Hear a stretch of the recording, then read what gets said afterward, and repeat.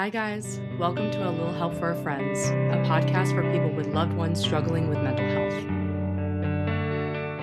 Hey, little helpers. It's Dr. Kibby here. Before we dive into this episode, I wanted to tell you how I could help you navigate the mental health or addiction struggles of the people you love. Cool Mind is the online coaching platform and community that I built to support you in the moment when you need it the most, like having hard conversations, asserting your needs, or setting boundaries.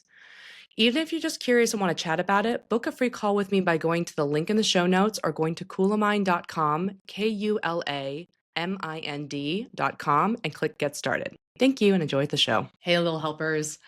Today I'm going to talk about something that no one is talking about, which is paranoid personality disorder. And this is a disorder that's marked by a constant, pervasive distrust of other people, believing that other people are out to get them, they have bad motives and intentions towards them, and you don't want to open up to anyone because you think that everyone's out to get you. So that is what paranoid personality disorder is. And the reason why I'm bringing it up today is that I've gotten a couple of requests for cluster A personality disorders, which is the cluster that's called odd and eccentric. That's marked by people who have like kind of different thoughts and they feel really isolated from society. And there was someone who reached out to me saying that they would love to hear more about paranoid personality disorder because she received that diagnosis and there really wasn't a lot out there. There's not a lot of articles out there. There's not a lot of media attention.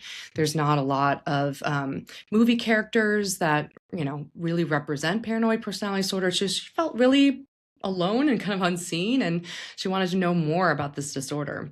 So I'm going to talk about it today. And what I'll do is I'll talk about what are the symptoms, what are the traits of paranoid personality disorder, especially because this disorder might be really rare, like only about 1 to 4% of the population actually would get the diagnosis of paranoid personality disorder.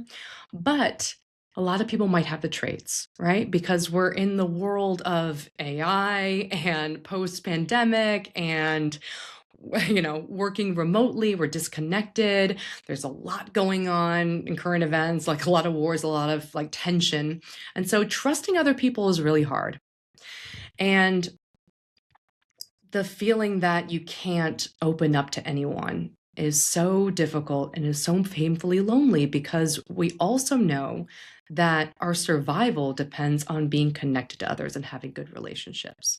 So it might be a disorder that is rare, but a lot of people might resonate with the experience of it.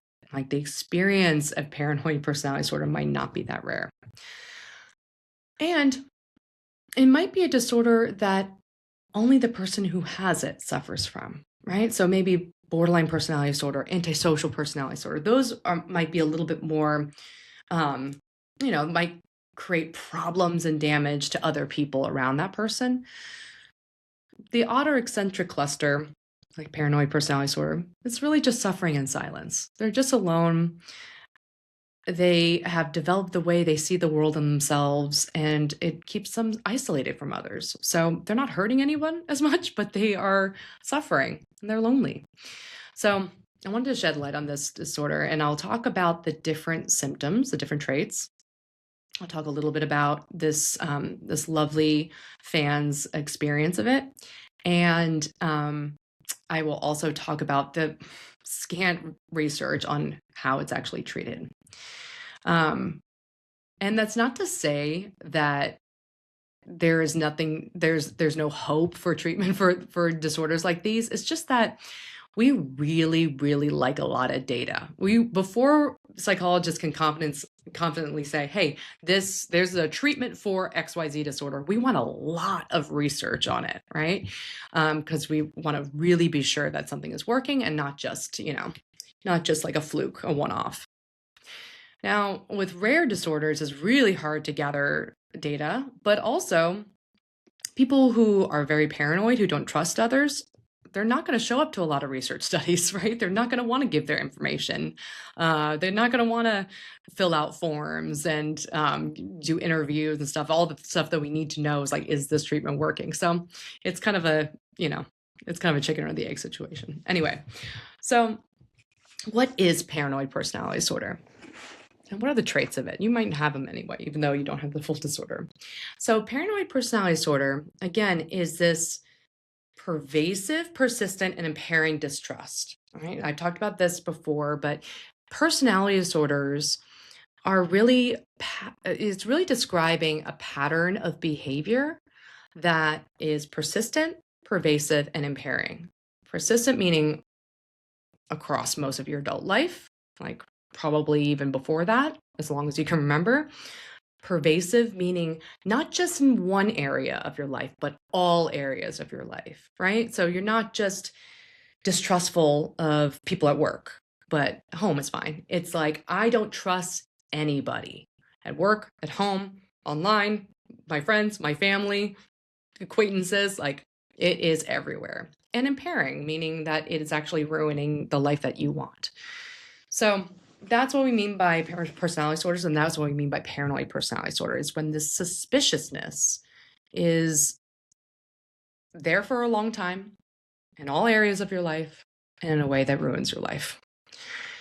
So I'll go through the actual symptoms, the actual traits of it, so we can really get detailed about like how do psychologists diagnose this and why is it so rare. So you need 4 of the following traits in order to get a full diagnosis. But even so, you could have just a little bit of this trait or you could have a lot of this trait. It really depends on the scope. So the first one is, for example, is if you suspect without any proof or sufficient basis that others are exploiting, harming, or deceiving you. So that usually looks like the way I ask this in actual interviews is, are people, when you meet someone new, when anyone in your life, are they guilty until proven innocent? So the first time you meet someone, the first contact you have, are you convinced that they are using you, hurting you, or lying to you, right? So even without proof, even without, anything, you're just like, my default is I do not trust you. Okay. And then the second trait is preoccupied with unjustified doubts about the loyalty or trustworthiness of friends or associates. So what that looks like is someone who's very private, who rarely confides in other people. And a lot of people might say, yeah, sure, I don't really confide, I don't really open up.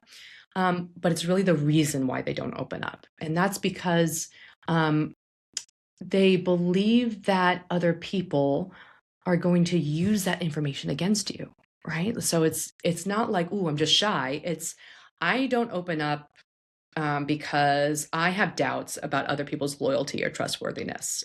If I give them information, they'll use it against me or they're going to hurt me. And I spend a lot of time thinking about it, right? This is not just every once in a while where you're like, oh, I'm not sure. But it's just like thinking about, okay, this person, I really think that they're out to get me. They said this and I'm not going to share that. And so it's really something that's on the top of the mind, right? The other trait is reluctant to confide in others because of unwanted fear that information will be used maliciously against him or her. So that's kind of what I said before. It's not letting other people know much about you because you're afraid they'll use it against you, right? Again, not in just one situation, right? Like when people answer this question, they're usually like, yeah, I don't like to give out my phone number, email because I'm going to get a lot of spam or they might like take my identity. Okay. That paranoia, I don't know, like it makes sense in one context, but this is everyone. I don't tell my husband. I don't tell my family. I don't tell my coworkers anything about me because who knows, they're going to gossip about me. They're going to use it to build a case against me, or they're going to hurt me in some way. They're going to gang up and conspire against me. Right. So it's really like, I don't open up about myself at all. As you can imagine, the few times that I've seen these traits in people that I'm doing, like therapy with or research with in my past, this interview is really difficult right? I mean, this is asking for really personal information, right? This is like about your trust in other people. And I found that people who have really high traits in PPD, they don't say much, right? They're like, nope, no, because you never know, and they're really quiet. Especially in the situations that I'm asking these questions and writing things down, they're looking at my notes. They're like, oh, do I have to give this information on this form? Why are you using my insurance information? What are you going to do with it? Right? They're very guarded, right? So even just asking these questions are really tough. So the fourth trait is someone who reads hidden, demeaning, or threatening remarks, even in benign remarks or events. So this is really thinking that someone is threatening or insulting you all the time, even if they didn't mean to or they didn't want to. So sometimes people would say, yeah, I'm always on alert. I'm always like looking out to see what people's ulterior motives are. And they say they mean well, but I know that they're really insulting me, or they're belittling me, or they're doing something bad against me. So it's really this, I'm reading between the lines all the time. And what I read in between the lines, it's bad against me. This one's interesting. Number 5 is persistently bears grudges. So is unforgiving of insults, injuries, or slights. So this looks like a kind of person who holds grudges or takes a long time to forgive someone who slights you. So usually people say, yeah, I'm like that. Yeah, I cut people off. I don't trust certain people. And then I'm like, okay, tell me about that. And when they give a couple examples, like, oh, the person who was abusive towards me, and then a friend who betrayed me, and maybe a friend group in the past who just really did me dirty. I'm like, okay, that makes sense, right?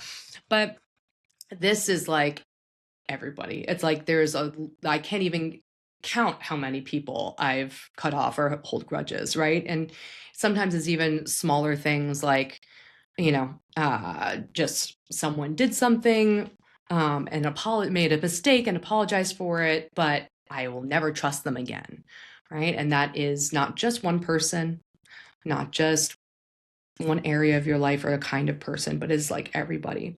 And it's almost kind of like they will have like a running list of this person did me wrong, this person did me wrong. And even when there's repair efforts made, like the person tries to apologize or make it up to them, nope, dead to them.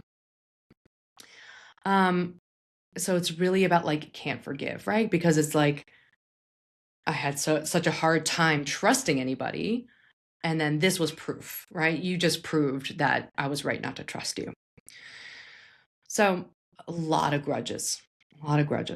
And then the 6th trait is perceives attacks on his or her character or reputation that are not apparent to others, and is quick to react angrily or to counterattack. So this is looking like lashing out or getting angry if they feel insulted or criticized.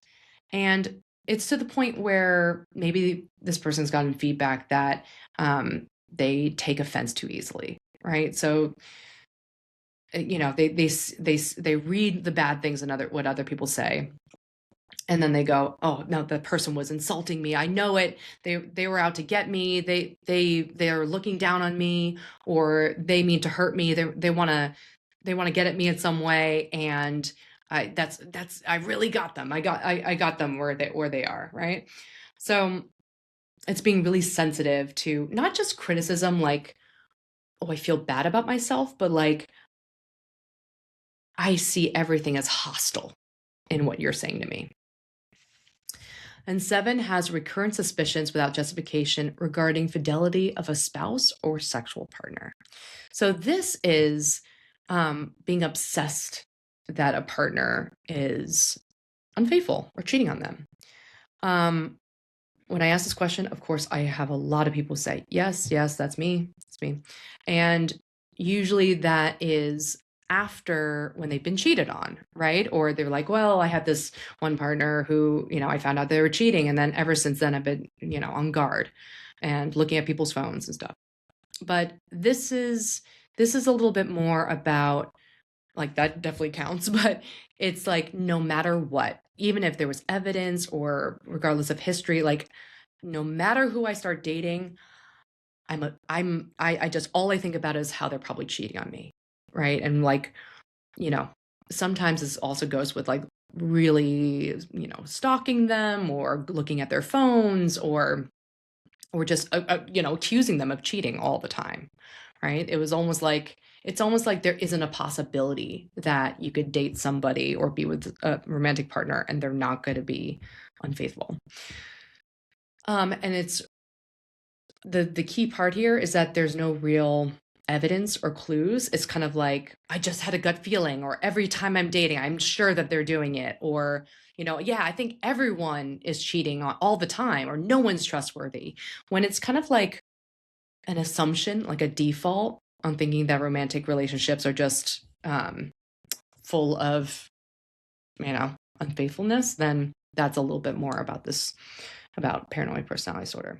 So, as you can tell, hearing those traits, it's really like everyone else is untrustworthy and bad, and I got to keep my guard up and watch out. Even as we're talking about it, even as I'm reading it out, I'm like, this just sounds like a intense trauma, and it is. A lot of people with paranoid personality disorder have trauma backgrounds. Actually, now I'm thinking about the people who actually have like full-blown paranoid personality disorder were like veterans, right? Or people who have been through such trauma that they're like, I just, everyone's out to get you, and that's just a fact. That's just how I see the world. No one's there to support you. Everyone's going to hurt you. So you can only rely on yourself. And in thinking about those traits, I was talking to this fan who graciously reached out and told about her story and experiences, and right away I was a little like, wow, for someone with paranoid personality disorder, she's like lovely. She was like sharing a lot of information and very thoughtful and very gracious towards, she's just like a lovely person. So not to say that people with paranoid personality disorder are not, but like she was just sharing a lot in a very mature, thoughtful way that I was like, wow, I've personally never seen someone who identifies with this disorder talk like this. So I think that might be a testament to how much work she's done and how much she's like focused on this and is dedicated to improving. But this poor girl, I'm not going to give out her personal information. I always like to keep, even if people, say that they want to share, I want to keep everyone's privacy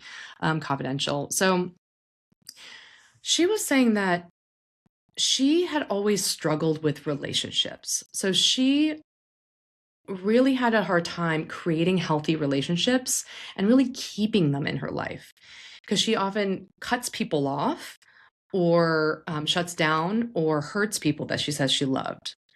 And she was really confused why that was happening. And for a while, she thought that she had borderline personality disorder. And when we talk about it, I think she might have some of those traits anyway. But she was saying that earlier in her life, she was, there was a lot of mood swings and a lot of unstable sense of self, which actually makes sense for being a young person.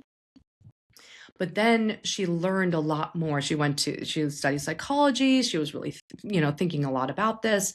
And then finally a therapist mentioned, like, I think you have paranoid personality disorder. And she said it really clicked for her. It really resonated with her. Like, oh, that explains this background that she has in her mind, that like, I'm always looking out for people. I'm always suspecting that I'll be hurt by them.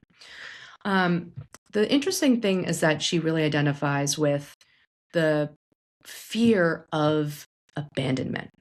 So she's constantly paranoid and suspects that people will abandon her, which I personally believe is it's just feels a little bit more BPD with this wanting that closest one connection. Whereas people with paranoid personality disorder tend to think, oh, you're going to hurt me in all different ways, not just abandoning. But I get it. I get it if that's a thought that's always going on in the back of your mind. people with BPD go more up and down. They're like, I love you, you're the best, we're amazing, but now you've hurt my feelings and I'm going to cut you off and you're dead. So it's a little bit more of this hot and cold up and down, whereas paranoid personality disorder is more like, nope, my door is closed at all times. So that might be what she resonates with. And some examples of how this showed up in her life is that she, for example, when she was little, she said that she would test her friends all the time to see if they were lying. So if they were talking about a TV show and she heard a friend say, yeah, I've seen that show, she would test them. She would like make up details about an episode and see if they would admit to reveal that they're lying or not, right? And if she caught any of them lying about seeing a show, she would run to her parents because she was so excited that she like caught someone lying. And then she also, for example, really believed that her close friends or her partners were going to leave her or about to abandon her. And then she would cut them off. For example, she said that she really had a hard time trusting one of her best friends because she believed that her best friend was using the friendship to self-sabotage because she believed that she was such a bad friend or the friendship was so damaging that she only thought, well, if you're still my friend, it must be because you're trying to do something bad, right?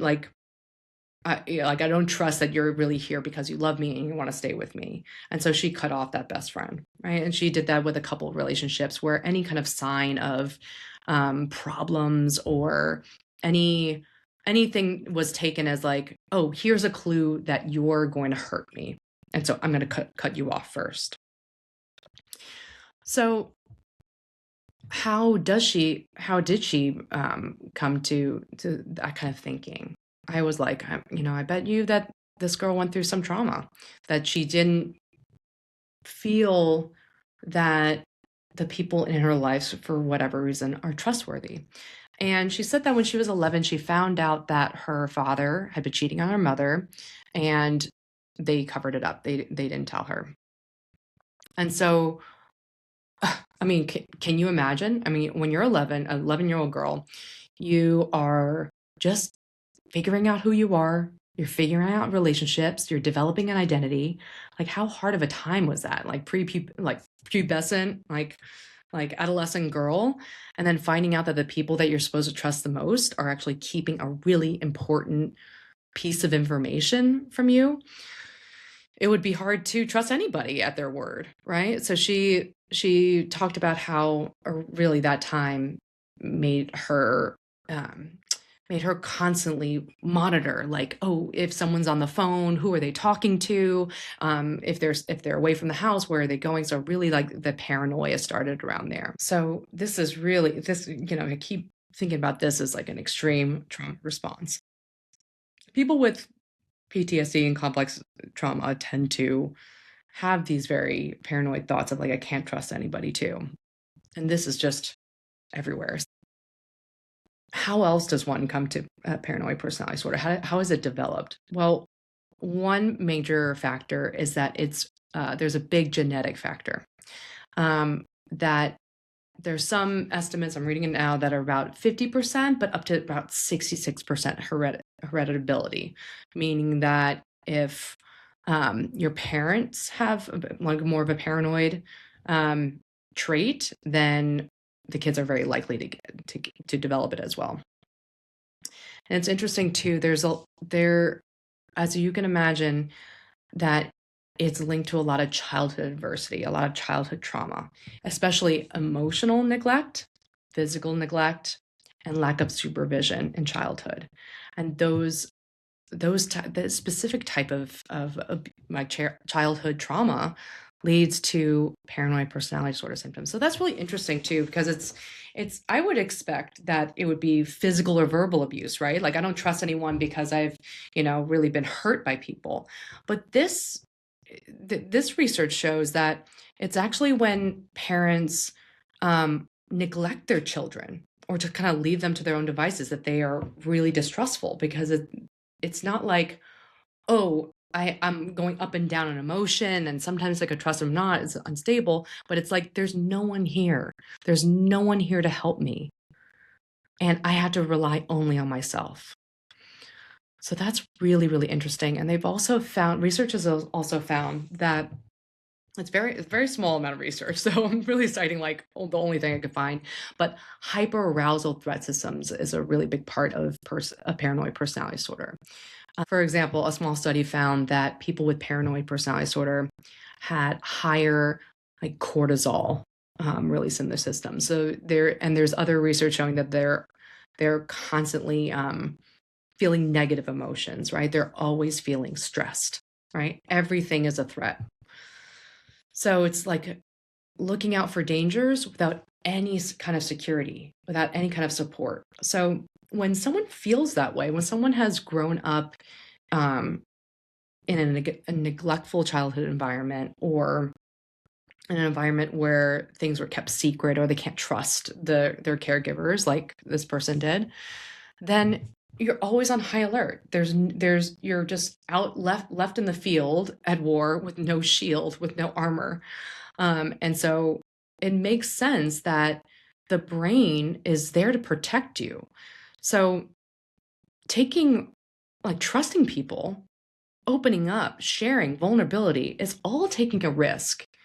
Just most people have learned that taking that risk pays off, right? I open up, I share, I connect to someone, and then I might get some support from them. Or, there's like strength in numbers, or, like we'll fall in love, or that person is helpful to, or we could collaborate in some way, right? Like making relationships is really risky, but the way that our species has survived through like social connection, it's really worth the risk. Now, these people with PPD, it's so sad because they learn that that's not worth the risk.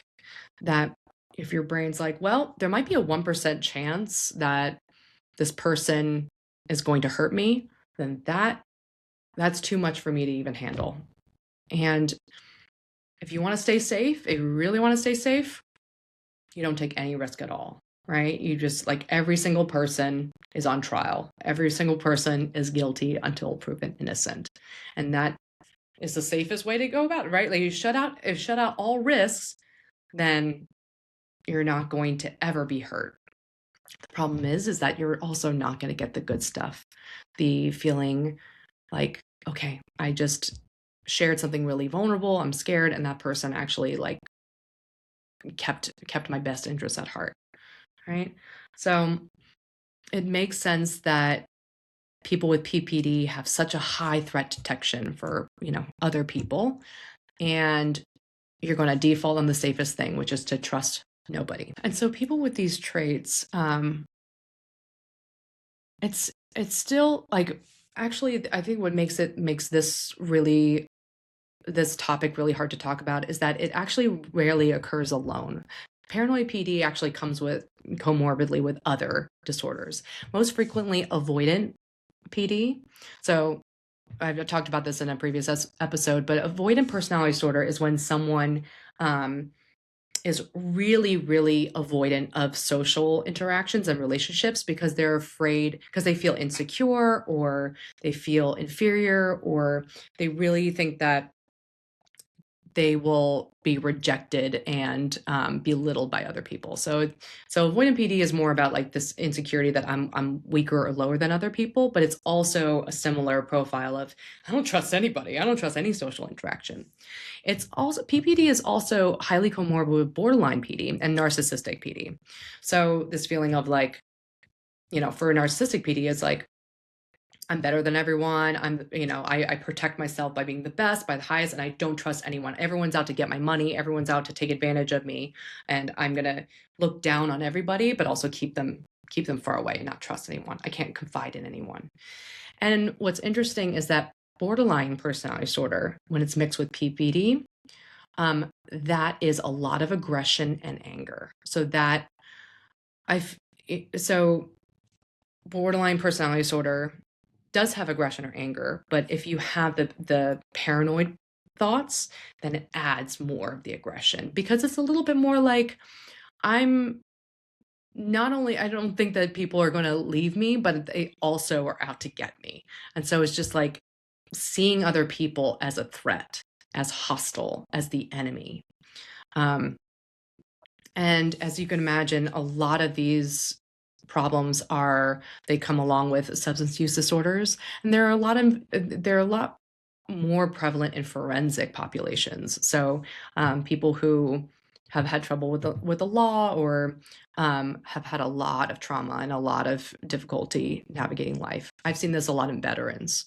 So a lot of veterans who have had a lot of trauma tend to have a lot of these paranoid traits where they're like, you know what, I trusted what I was doing. I trusted the army. I trusted, my morals and my good intentions. And then I went out there and I saw and did horrible things in in the army. And then now I don't trust anybody because I've seen the worst in human experiences. I mean, that's just it was really heartbreaking to hear that, but they were really guarded. They're like, nope, I don't see the good in people. I only see the bad. So, what's the treatment for this? What can someone with paranoid traits or the full blown PPD diagnosis actually do to get better? And it broke my heart a little bit because um, the fan that reached out said that her therapist told her that it couldn't be cured.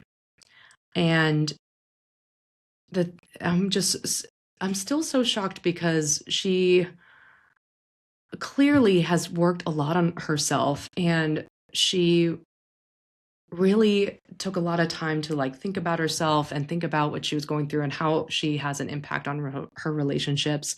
And I think she is a testament to how all of these personality disorders traits can actually improve over time, especially if someone really works on it. So for example, really sought different therapies and like really read through all the different disorders to really understand why she was struggling so much.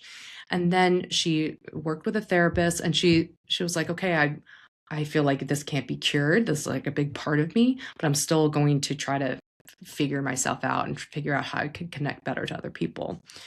And I think what a really interesting point that she makes is that she says you could be pretty good at differentiating your internal world and the external world most of the times and still have the disorder.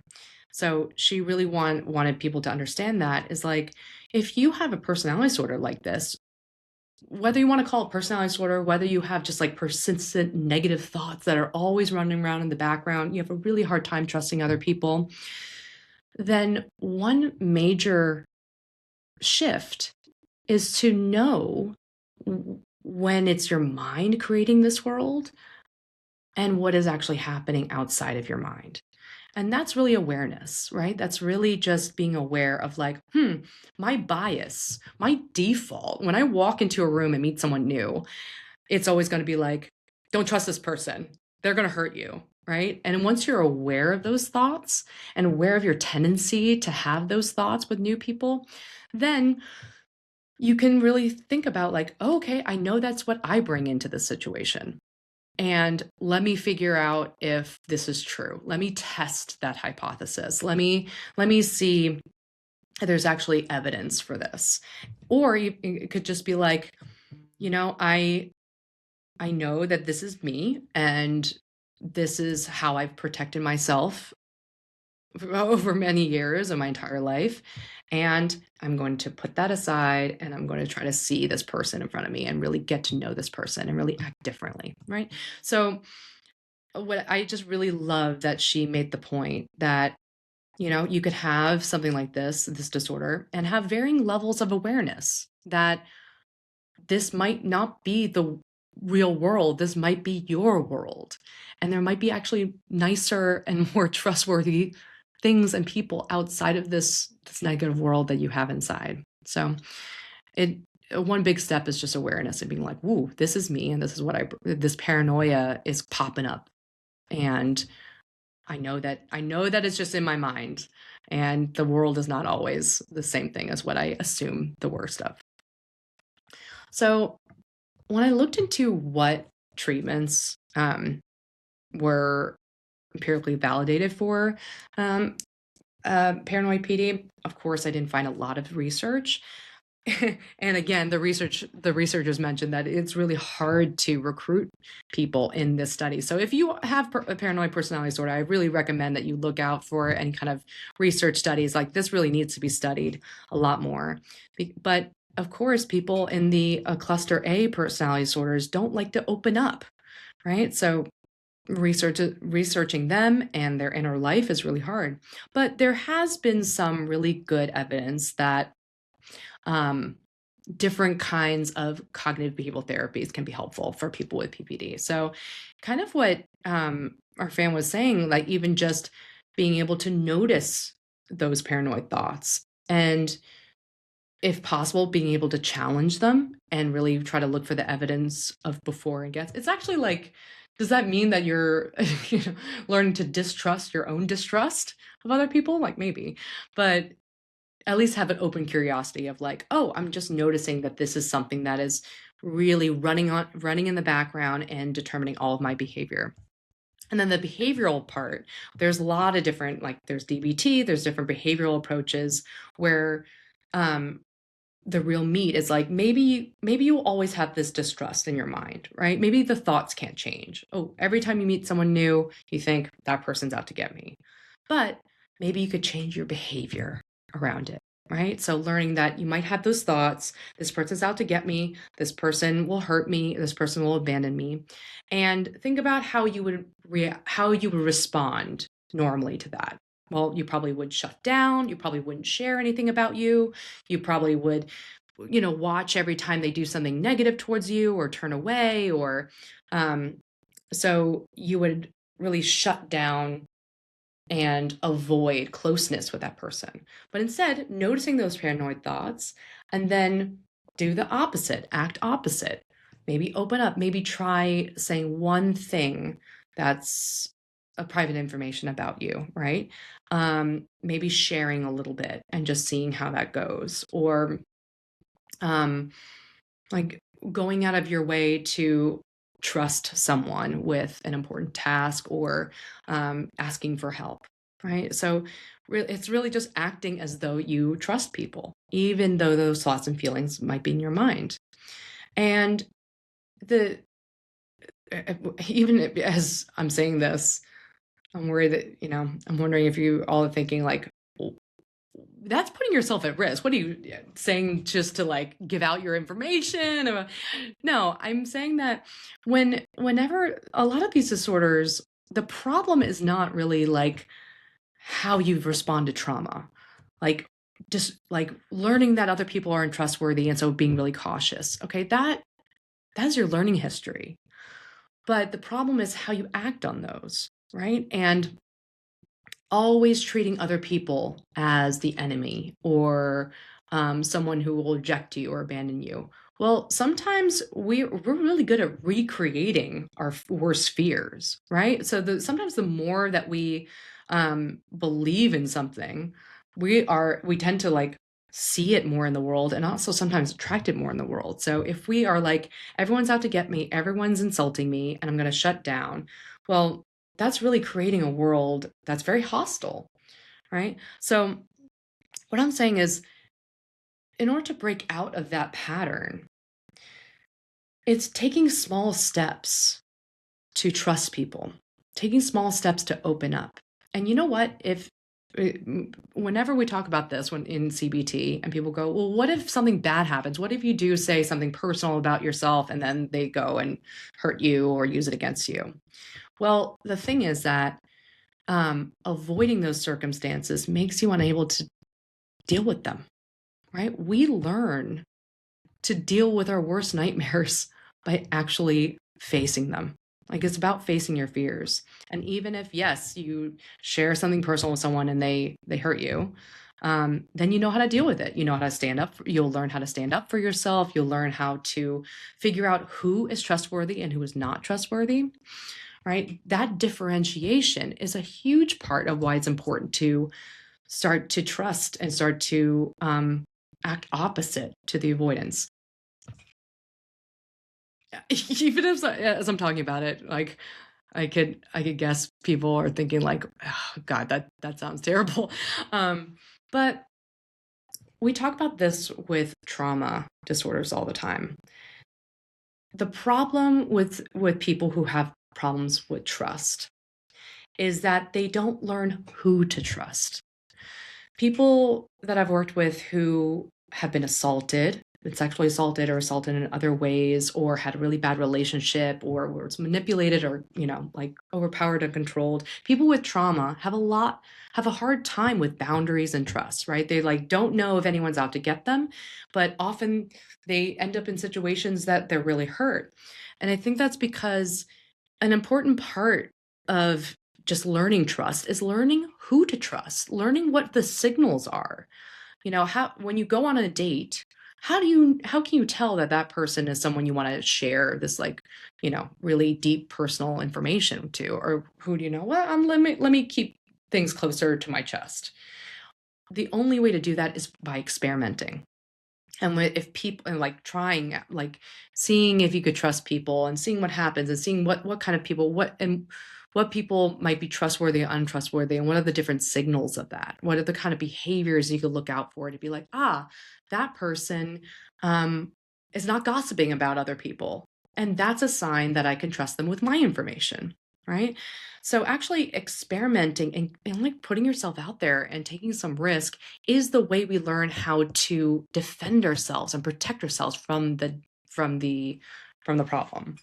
It's and the avoidance is really the issue. The avoidance is the thing that keeps us stuck and keeps us from actually sometimes makes us more vulnerable to the threat. An example is that people who have health anxiety are always afraid that they might have a disorder, they might have a heart problem, they might have cancer. They often don't go to the doctor because they're so afraid of getting that information that they don't even take the steps that they would need to in order to detect and prevent something like that, right? And same thing for fears about trust. If you feel like, oh, I can't trust anybody, and I really can't tolerate the possibility, even the small chance that someone's going to hurt me.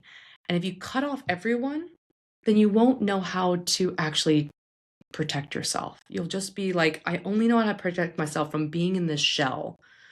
And if I'm actually out in the world and meeting new people, you won't have the skills to determine and figure out who's going to be trustworthy or not.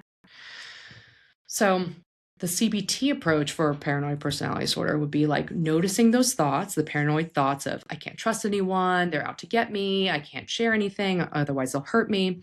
And then saying, okay, I know that's my default, those are my thoughts popping back up again.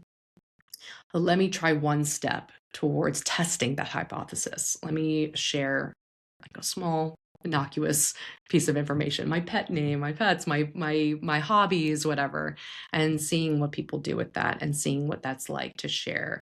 And just to act opposite to the avoidance. And the other thing that might be really helpful for paranoid personality disorder is trauma-informed treatments. So I've talked about prolonged exposure therapy or cognitive processing therapy, or even psychodynamic approaches too, but any empirically validated treatment for trauma might be really, really helpful for paranoid personality disorder traits. Because if PPD is like a I'm the more I talk about it, the more I picture this like shield, right? This shield of protecting against and about being hurt. Well, noticing where that came from can be really helpful. And it might not be one scenario or one event where someone was really hurt or betrayed, but it might be years of noticing when you felt emotionally neglected or physically or neglected or just weren't protected or weren't looked after, right? And I feel like that kind of trauma approach would be so, so helpful because I think that we often think of trauma as those big, the way that we define it in the DSM, which is like your life is at stake or you were physically hurt or in an accident or beaten, something that's more obvious trauma. But emotional neglect, physical neglect, that looks like when I was a kid and I was scared and I needed help, my parents like completely ignored me, or they just told me to get over it, or they didn't even listen to me, or they wouldn't talk to me at all. Physical neglect looks like, as you can imagine, like um, they didn't give me the right clothes to deal with the weather, or they didn't take me to the doctor when I needed. Um, oh gosh, I was just thinking of this really sad case I heard in my clinic long, long ago, where this poor little girl, got shot by a gun by her sibling by accident, but they were playing around with the gun in the house and they were shot. And she was like a little girl and she came to her parents and was like, like bleeding and like, really severely injured. And it took them a while to actually take her to the hospital because they were so afraid that the sibling would get in trouble, would get arrested. And that is a really, this example of like all different kinds of abuse and trauma in one. But that's a really big example of physical neglect, of like when a kid needs some physical support or instrumental support and the parents just like don't do it for whatever reason. So really doing some trauma processing around not feeling cared for, not feeling attended to. That might be really, really helpful for the treatment of PPD. Again, I'll say another caveat that there's not a lot of research on this, so a lot of this is speculation and what I think would be helpful too, and putting together little pieces of data that I have found on this. But definitely, cognitive behavioral therapies would be helpful, and also a focus on trauma. So that's what I think would be really helpful for people who struggle with not being able to trust others. And really, the lack of research out there. I mean, this fan was totally right. There's not a lot out there that talks about this disorder, even though a lot of people struggle with trust. And for example, like we don't have any very clear evidence of what medications really help with people with paranoid personality disorder. But I will say that clinicians often treat this with low dose antipsychotics. That might help if someone has like paranoid ideation, or that gets a little bit delusional, right? That gets a little more obsessive and more like divorced from reality.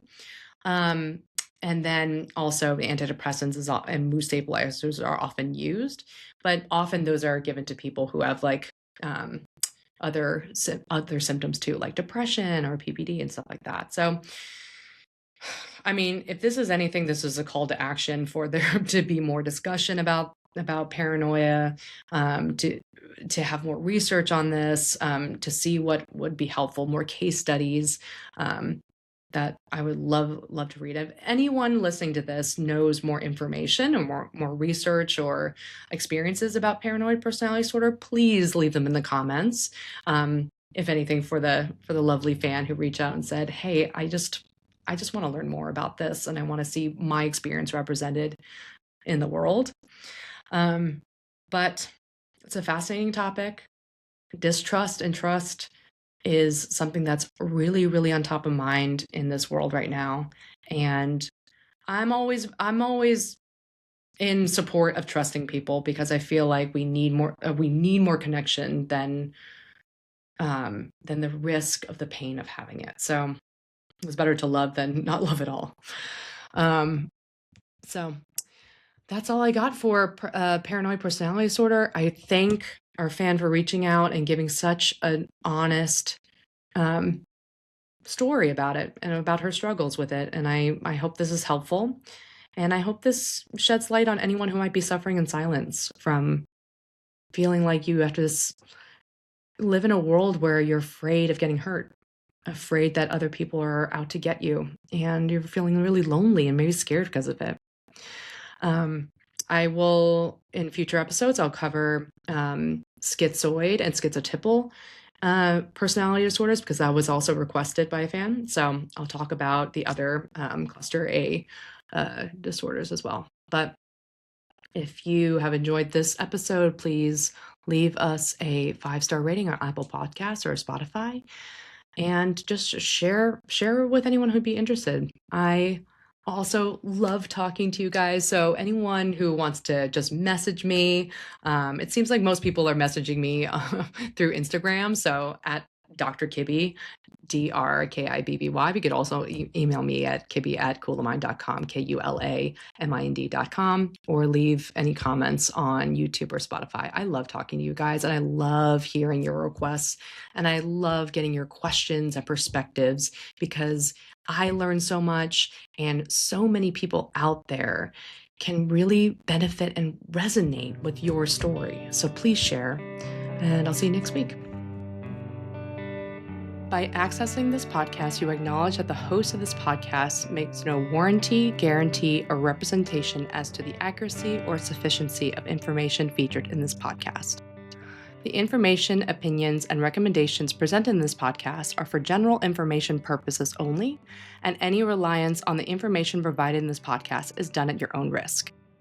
This podcast and any and all content or services available on or through this podcast are provided for general, non-commercial, informational purposes only and do not constitute the practice of any medical or any professional judgment, advice, diagnosis, or treatment, and should not be considered or used as a substitute for the independent professional judgment, advice, diagnosis, or treatment of a duly licensed and qualified healthcare provider. In case of a medical emergency, you should immediately call 911. The host does not endorse, approve, recommend, or certify any information, product, process, service, or organization presented or mentioned in this podcast. And information from this podcast should not be referenced in any way to imply such approval or endorsement. Thank you.